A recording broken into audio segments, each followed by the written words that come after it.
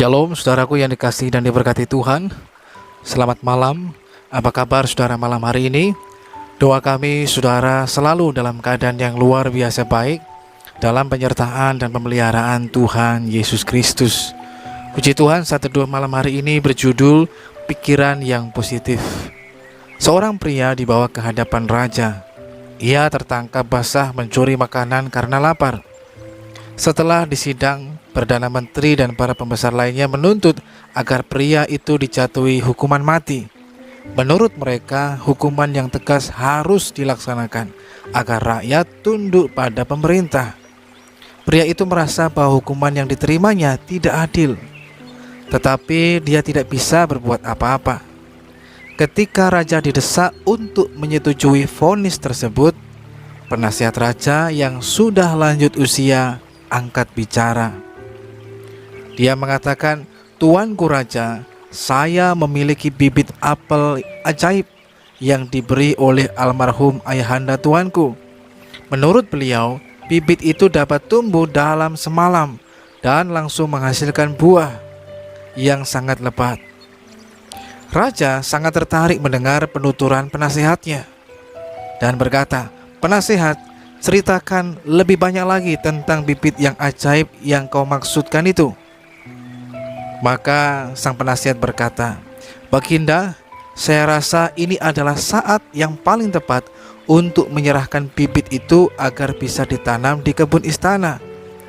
Tetapi Baginda, ada satu syarat agar pohon itu bisa tumbuh seperti yang seharusnya.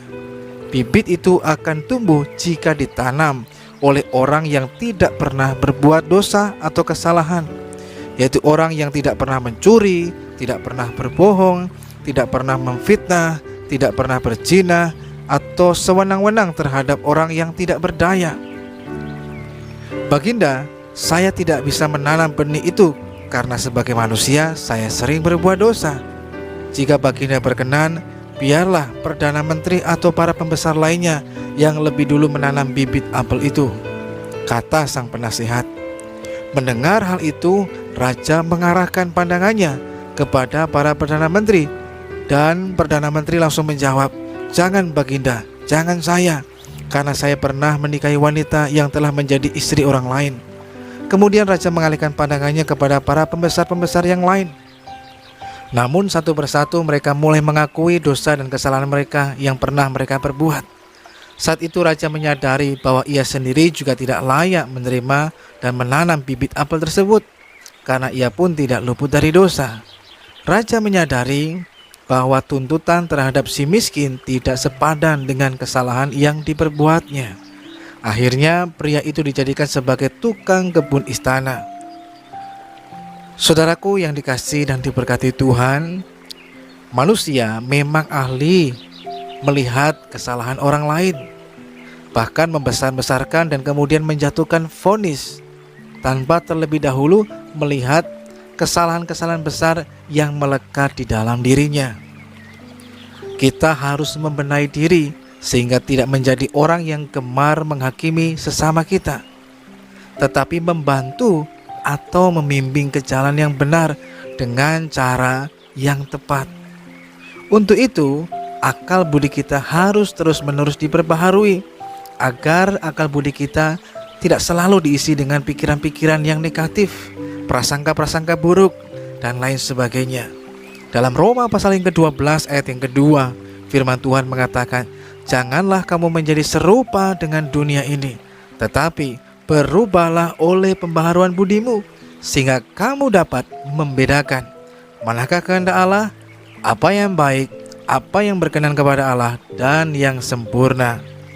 Jika hati dan pikiran kita terus-menerus dibaharui hari demi hari, serta dilatih ke arah yang positif, yang benar, dan berkenan kepada Tuhan, maka hidup kita akan memancarkan terang kemuliaan Tuhan di tengah dunia yang gelap ini. Terang seperti itulah yang akan menarik orang untuk datang dan mencari dan mengenal Tuhan Yesus Kristus yang kita percayai. Oleh karena itu, mari terus ubah pikiran kita. Ketika pikiran kita terus dibaharui hari lepas hari melalui firman Tuhan, maka membuat pikiran negatif diubahkan menjadi positif, sehingga kita melihat segala sesuatu memiliki cara pandang yang sesuai dengan kehendak Tuhan, sehingga kita menjadi orang yang tidak mudah panik, menjadi orang yang tidak mudah khawatir ataupun takut, atau bahkan mudah menghakimi orang yang lain, melainkan kita memandang segala sesuatunya sebagaimana Tuhan memandangnya.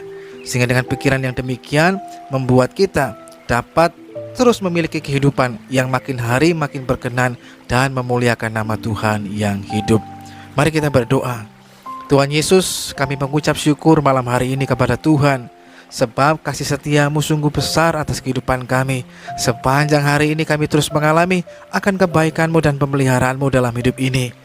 Malam hari ini juga Tuhan, kami merendahkan hati, mohon pengampunan atas segala dosa dan pelanggaran kami.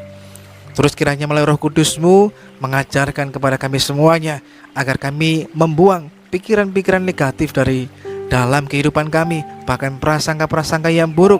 Tapi kami mau belajar menanamkan pikiran-pikiran positif yang benar dan berkenan kepada Tuhan melalui pembaharuan akal budi kami setiap hari. Malam hari ini kami menyerahkan kehidupan kami dalam tangan Tuhan. Tuhan berkati dan sertai senantiasa. Di dalam nama Tuhan Yesus Kristus kami akan beristirahat di dalam kasih dan kebaikan Tuhan. Amin. Tanamlah pikiran-pikiran yang positif, yang benar, dan yang berkenan kepada Tuhan, maka pandangan negatif akan segera sirna dari dalam kehidupan kita. Selamat malam, Tuhan Yesus memberkati.